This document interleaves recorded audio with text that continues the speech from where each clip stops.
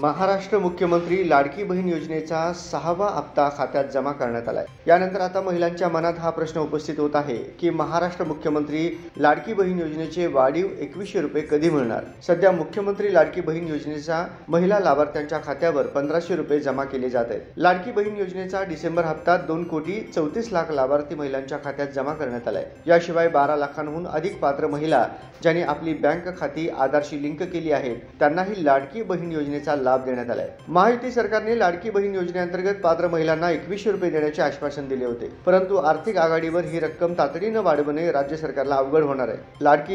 लाडकी बहीण योजना 2024 त्यामुळे जानेवारी महिन्यातच, परंतु आर्थिक आघाडीवर ही रक्कम तातडीने वाढवणे राज्य सरकारला अवघड होणार आहे। त्यामुळे जानेवारी महिन्यातही पैसा वाढण्याची आशा नाही। मार्च महिन्यात महाराष्ट्राचे अर्थसंकल्पीय अधिवेशन होणार असून त्यानंतर हप्ता वाढविण्याबाबत मोठा निर्णय घेतला जाऊ शकतो अशी बातमी आहे। अर्थसंकल्पीय अधिवेशनात निधीचे वाटप झाल्यानंतर लाडकी बहीण योजनेच्या लाभार्थी महिलांना 2100 रुपये देण्यात येणार आहेत। अशा स्थितीत मार्च किंवा एप्रिल महिन्यापासून लाडक्या बहिणींच्या खात्यावर 2100 रुपयांचा हप्ता येणे अपेक्षित आहे। राज्यातील गरीब महिलांना दरमहा आर्थिक मदत देण्यासाठी मुख्यमंत्री माझी लाडकी बहीण योजना सुरू करण्यात आली आहे।